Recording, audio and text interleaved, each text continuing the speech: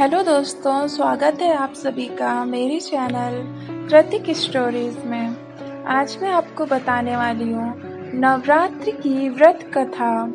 जो भक्त नवरात्रि का 9 दिनों तक व्रत रखते हैं उन्हें ये कथा अवश्य सुननी चाहिए। नवरात्रि के 9 दिनों में माँ दुर्गा के अलग अलग 9 स्वरूपों की पूजा की जाती है। लेकिन माँ ने क्यों लिए ये अवतार और क्या है इनका महत्व, जानने नवरात्रि से जुड़ी यह पौराणिक कथा। माँ आदि शक्ति की आराधना के पर्व चैत्र नवरात्रि की शुरुआत 9 अप्रैल से होने वाली है। नवरात्रि के 9 दिनों में माँ दुर्गा के अलग अलग 9 स्वरूपों की पूजा की जाती है। मान्यता है कि नवरात्रि के दौरान जो भी भक्त माँ दुर्गा की 9 दिनों तक व्रत रखते हैं और विधि अनुसार पूजा करते हैं, उनकी हर परेशानियां दूर होती हैं। नवरात्रि का व्रत करने वाले हर भक्त को व्रत कथा जरूर सुननी या पढ़नी चाहिए। अगर आप भी नवरात्रि का व्रत रखने वाले हैं तो यह कथा अवश्य पढ़ें। एक बार बृहस्पति जी और ब्रह्मा जी के बीच संवाद हो रहा था। इस दौरान बृहस्पति जी ने ब्रह्मा जी से नवरात्रि व्रत के महत्व और फल के बारे में पूछा। इसके जवाब में ब्रह्मा जी ने बताया, हे बृहस्पति, प्राचीन काल में मनोहर नगर में पीठित नाम का एक अनाथ ब्राह्मण रहता था। पीठित माँ दुर्गा का सच्चा भक्त था।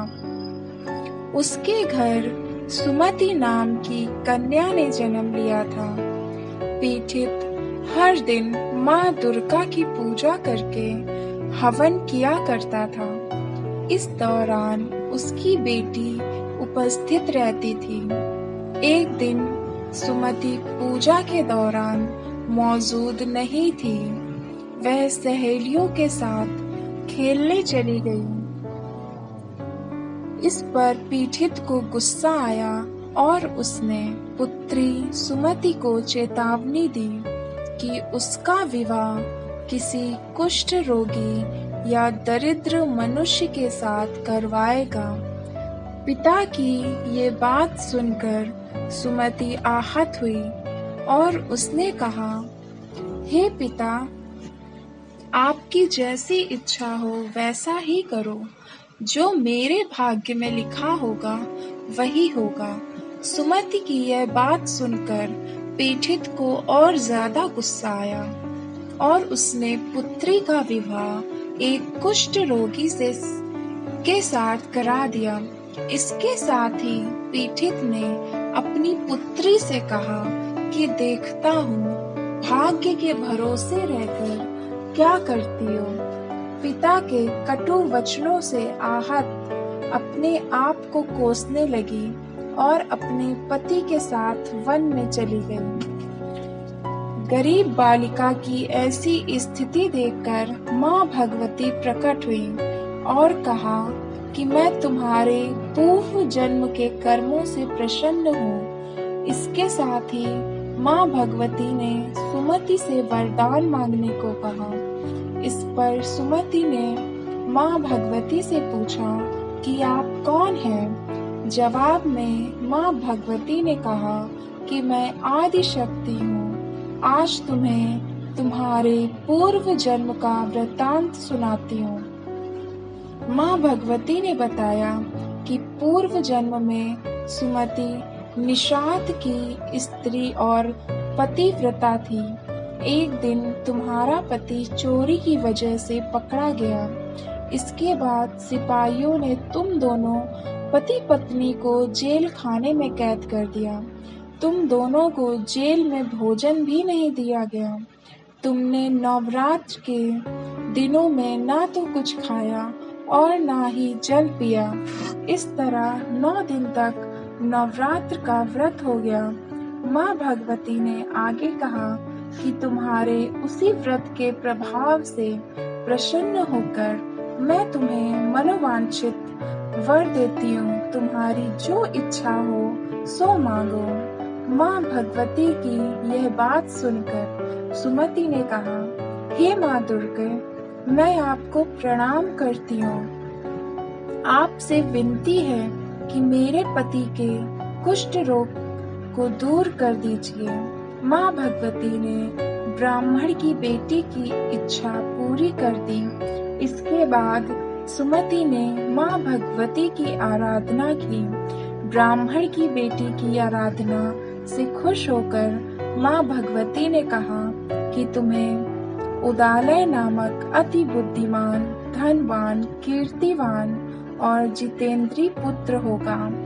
इस वरदान से खुश होकर सुमति ने माँ भगवती से नवरात्रि के व्रत की विधि और व्रत के फल की जानकारी मांगी। इस पर माँ भगवती ने बताया कि चैत्र या अश्विन मास के शुक्ल पक्ष की प्रतिपदा तिथि से 9 दिन तक व्रत रहें। अगर व्रत नहीं रख सकते हैं तो एक समय का भोजन करें।